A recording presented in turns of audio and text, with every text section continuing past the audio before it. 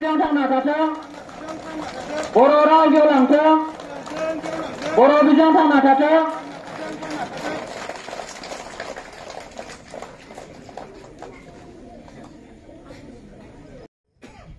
जोंहा नाजारिमिन हाबनानै दङ। बे बर' बिजोंखौ सोरनि नाजानायाव माबोरैहाय जोङो दिनै बर' फरायसाफ्रा बर' बिजोंनि गेजेरजों जोङो फरायनो मोनखो, बबे समनिफ्राय जोङो बेखौ फरायबोनो मोनखो आरो दिनै मा अबस्थायाव दं, आं बेखौनो नैबे जारिमिन बिजाबाव लिरनाय थानायखौ नोंथांमोननि सेराव आंनि बिबुंथिनि गेजेरजों आङो फरायना होनो आखायाव लादों। बर' बिजों थिसननायनि जारिमिन 1952 मायथाइनिनो 16 नभेम्बर खालि बर' साहित्य सभाखौ गायसननाय जादोंमोन। जों बयबो मिन्थिगौ। बे आफादखौ दानायनि गाहाय थांखियानो जादों बर' रावखौ बिजों महरै थिसननाय। बेनि उनाव बे थांखिखौ जाफुंसार होनो थाखाय बेनि दानसेनि उनावनो इंराजि 1952 मायथाइनि 26 डिसेम्बराव बड' साहित्य सभानि जानानै गाहायाव होनाय सोद्रोमा बिथांमोना बे समाव धुबुरी सहराव जालांनाय आसाम प्रदेश कंग्रेस कमिटिनि जथुमायाव फैनाय बै समनि आसामनि गिबि मन्त्रि बिष्णुराम मेधि, सोलोंथाइ मन्त्रि आरो आसाम प्रदेश कंग्रेस कमिटिनि आफादगिरि बिमला प्रसाद सलियानो दाबिसार बिलाइ होनानै गुदि फरायसालियाव बर' बिजोंखौ गुदि फरायसालियाव बर' रावखौ बिजों महरै गनायथि होनो दाबि होजेनग्रोयो बर' साहित्य सभानि जानानै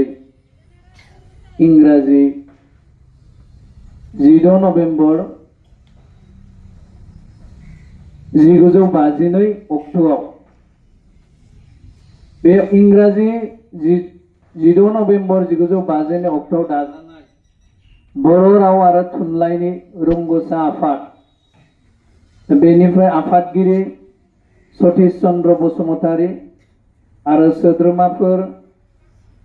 जगेन्द्र कुमार बसुमतारी, बर' साहित्य सभानि लोगो नेहाथारि बीरेन्द्र नारायण ब्रह्म पाटगिरि, बर' साहित्य सभानि सोद्रोमा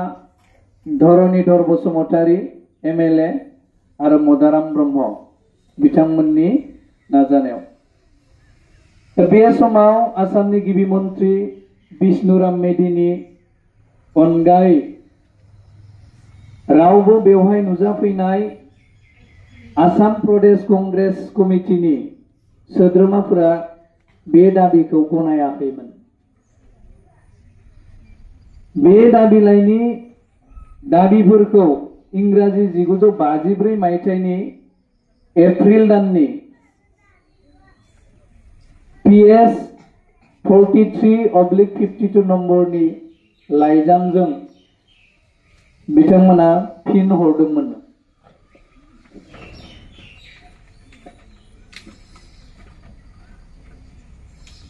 सरकारा गावसोरनि बै लाइजामजों गुदि फरायसालियाव बर' बिजों बाहायाब्लानो बर' आरो असमिया सोदोब मोननैखौबो बाहायनानै बर' गथ'फोरखौ फोरोंनो सुबुरुन होदोंमोन। जाय समाव आसामनि गिबि मन्त्रि आरो कंग्रेसनि माखासे दैदेनगिरि बिथांमोननो बर' फरायसाफोरनि थाखाय बर' बिजोंनि मेम'रेन्डाम होदोंमोन, बेखौ गिबि मन्त्रिनि अनगायै गुबुनफ्रा बेखौ गनायाखैमोन। जायनि थाखाय बिथांमोना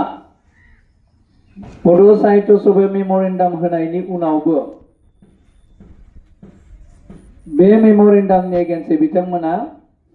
गांसे लाइजाम लिरनानै हरफिनदोंमोन आरो बे लाइजामाव बिथांमोना लिरदोंमोन जे गुदि फरायसालियाव बर' बिजों बाहायाब्लानो बर' आरो असमिया सोदोब मोननैखौबो बाहायनानै बर' गथ'फोरखौ फोरोंनोसो बिथांमोना सुबुरुन होदोंमोन लाइजामनि फिननाय महरै, जायखौ बाहायब्ला बर' फरायसाफ्रा बर'जों लोगोसे असमिया सोलोंनायसो जागौमोन होननानै बुंदों। गिबि मन्थ्रिनि बे लाइजामखौ 10 जुलाइ 1955 इं अक्ट'आव गुवाहाटीआव फज'नाय बड' साहित्य सभानि मावफुं आफादा गोथौयै बिजिरनानै गनायनो हायाखैमोन। बेनिफ्राय सरकारा बे आयदायाव इंराजि 1962 मायथाइसिम बिथांमोना स्रि थाहाबदोंमोन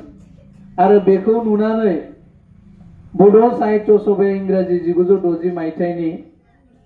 13 आरो 14 नभेम्बर खालि उत्तर काजलगांव गामियाव मोनसेबाव बर'फोरनि जथुमा लोगोसे क'क्राझाराव बड' साहित्य सभानि मावफुं आफाद जथुमा फज'नानै इंराजि 3 अक्ट'बर 1960 खालि बर' रायजोनि मोनसे हानजा दिंनाय दिन्थिनो थांखि लानायसै। नाथाय बे सुबुं गौमाखौ इंराजि 1962 मायथाइनि 16 नभेम्बरावसो 20 निफ्राय 25 रोजा बर'फोर क'क्राझाराव हानजा दिंनानै बेखौ गोख्रोङै दाबिफिननाय जायो। बे बारनि दाबियाव सरकारा गोख्रैनो सिरि मोननायसै, मानोना 16 नभेम्बरनि बै हानजा दिंनायनि सिगां बे मायथाइनि 28 अक्ट'बराव चीनआ आथिखालनि अरुणाचल बै समनि नेपालखौ गाग्लोबफैनानै सरकारखौ लोरबां खालामफैदोंमोन। दा बेखायनो गोबां बाथ्रा साननानै आसाम सरकारा गोख्रैनो बर'फोरनि बिजों दाबिखौ गनायनानै बै समनि आसामनि मन्थ्रि रुपनाथ ब्रह्मखौ गोख्रैनो रिपर्ट होनो सासे सुबुंनि आफाद वान मेन्स कमिटि दानानै होयो आरो रुपनाथ ब्रह्म बिथाङा बेखौ बाहायनांगौनि रिपर्टखौ गोख्रैनो गिबि मन्थ्रिनो इंराजि 1963 मायथाइनि जानुवारि दानाव होयो आरो बिथांनि रिपर्टनि सायाव आसाम सरकारा बर' रावखौ गुदि फरायसालियाव बिजों महरै गनायना लानानै इंराजि 1963 मायथाइनि 18 मेआव बे समनि आसामनि गिबि मन्थ्रि बिमला प्रसाद सलियाहा दोलै नोगोरै थांनानै क'क्राझार हाई स्कुल, आथिखालनि क'क्राझार गभर्नमेन्ट हायार सेकेन्डारि स्कुलनि फैलाव फोथाराव बेखेवफैयो। बे समनिफ्रायनो थामहिनबा 1963 मायथाइनि 18 मे खालिनिफ्राय बै समनि आसामनि गिबि मन्थ्रि बिमला प्रसाद सलिया बिथाङा क'क्राझाराव थांनानै बर' रावखौ जोंनि मिडियामाव जोंनि बर' रावनि बिजों